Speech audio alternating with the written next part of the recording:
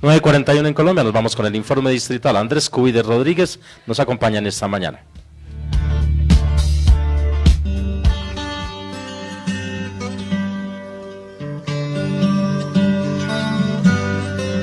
En encuentros pedagógicos, El informe distrital por Andrés Cubides Rodríguez.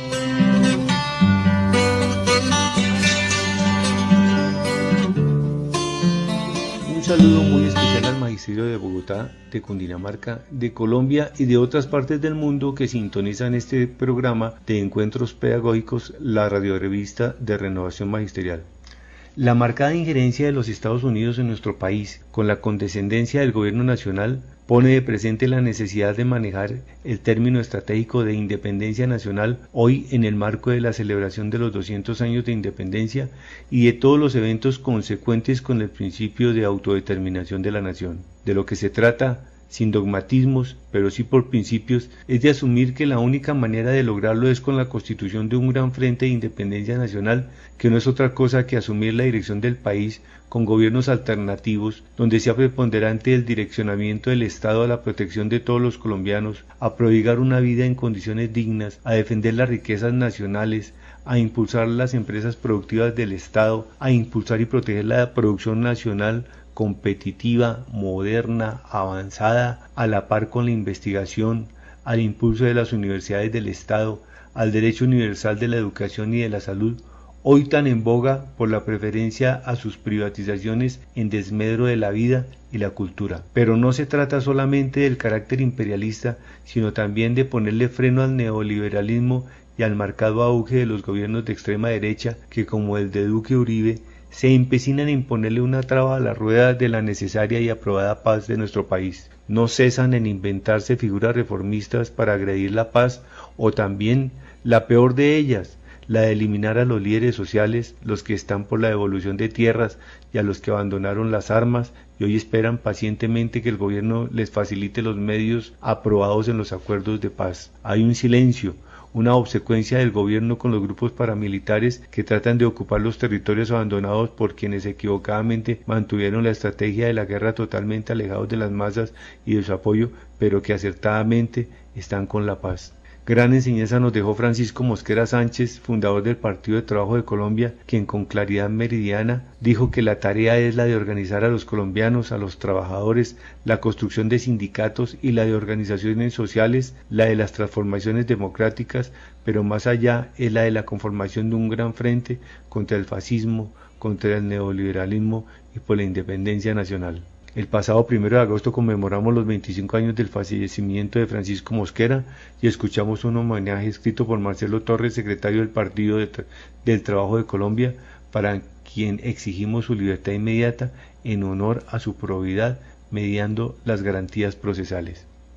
Sigue estando en primer lugar la fase electoral de alcaldes, que de manera muy particular en Bogotá debe mediarse en un gran acuerdo o frente contra la reelección del uribismo neoliberal fascista. Las contradicciones entre Claudia López y Petro no son antagónicas y les debe asistir de manera racional y consecuente con los intereses de los bogotanos la unidad, un gran frente donde caben los demás sectores que se identifican con esta consigna central, donde no caben los de votos blancos ni abstenciones pálidas. Pasando al tema de la salud del magisterio, seriamente afectada por los ambientes laborales de las instituciones educativas con la imposición de la jornada única y de otras figuras de jornadas extendidas que trastornan completamente las jornadas escolares y las laborales, con las afectaciones de salud de los estudiantes y de los docentes. Basándonos en la información que nos facilitó Proservanda, que es la institución que maneja las incapacidades del magisterio en Bogotá, se puede observar que en el primer semestre de este año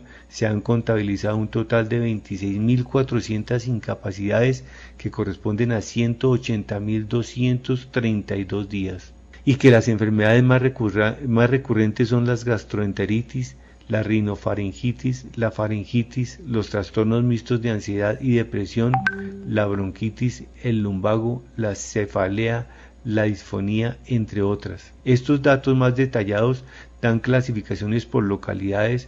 por colegios y por tipos de enfermedades, cuestión que se debe analizar desde lo que se denomina seguridad y salud en el trabajo y que tiene que ver de manera directa con lo que se dictamina en el decreto 1655 de 2015, que también debe ser motivo de ajustes, tal como era el compromiso incumplido por el gobierno y que ahora está a la orden del día en el acuerdo 9 de los firmados entre el FECODE y el gobierno nacional. Y que no es suficiente obviamente con la implementación de los COPAS, sino que también tiene que ver con la implementación de una política educativa auténticamente nacional, acordada entre el gobierno, FECODE y el debido proceso y las autonomías institucionales de los gobiernos escolares. No hay otra manera de ganar en la salubridad de los ambientes escolares. De nuestra parte, y como ADE, estaremos presentando nuestras propuestas a la Secretaría de Educación del Distrito y a Servisalud, a la Fiduprevisora y a los entes de control para que se garanticen condiciones dignas de trabajo. Es de recordar que esta administración, la de Peñalosa, es la que no quiso negociar ninguno de los pliegos de peticiones presentados por la ADE, donde se contiene de manera seria y contundente las problemáticas de la educación en Bogotá y que ya en sus pocos días de administración, para terminar periodo, se muestra como la menos interesada en tratar cualquiera de las problemáticas actuales. Sin embargo, debemos ser insistentes en que la secretaria Claudia Puentes se digne recibir a la Junta Directiva de la ADE para cuestiones tan importantes e impostergables como las garantías laborales a las docentes del proyecto 1050 del preescolar, de las garantías también de los provisionales, mientras atiende la necesidad de un concurso para nombramiento en propiedad, que se atienda también las crisis ocasionadas por la imposición de la jornada única sin las condiciones de ley y que se eliminen los innumerables contratos con entidades externas que interfieren en los tiempos, espacios y planeamientos académicos de los colegios, desconociendo los consejos académicos y directivos y los proyectos educativos institucionales, trastornando la vida institucional y la de la comunidad educativa, y la de ser garante también, como patrón del magisterio oficial, de la prestación de un servicio de salud y seguridad y salud en el trabajo que garanticen la vida de los docentes y de sus beneficiarios y familias. Por último, señalar que la arremetida que hizo la Secretaría de Educación al desconocer la representación de los docentes ante el Comité Académico de Comisiones de Estudios y ante el Comité de Obras Escritas obedece más a evitar que, como delegados de la ADE, exigiéramos siempre la interpretación favorable de la Resolución 2898-2012 de Comisiones de Estudios. Insistiremos en que la Secretaría de Educación actuó contraria al decreto que reza, comillas, un delegado del Comité Distrital de Capacitación Docente en representación de los docentes en servicio activo, que debe entonces reconocerse que es el delegado de los docentes activos de la Secretaría de Educación en representación de la ADE el que debe estar en el CASE y no otra persona diferente a este. Interpondremos las acciones jurídicas respectivas con el respaldo de la movilización y la protesta del Magisterio de Bogotá,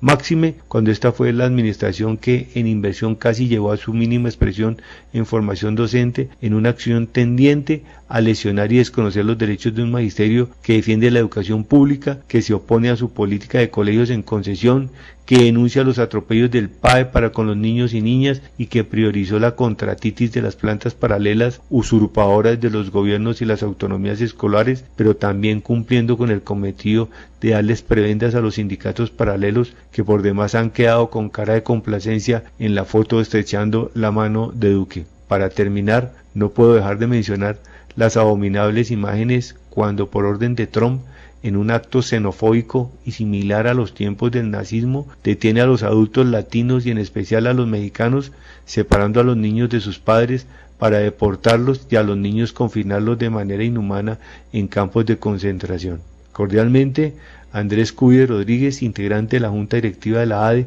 Secretaría de Seguridad Social y Salud.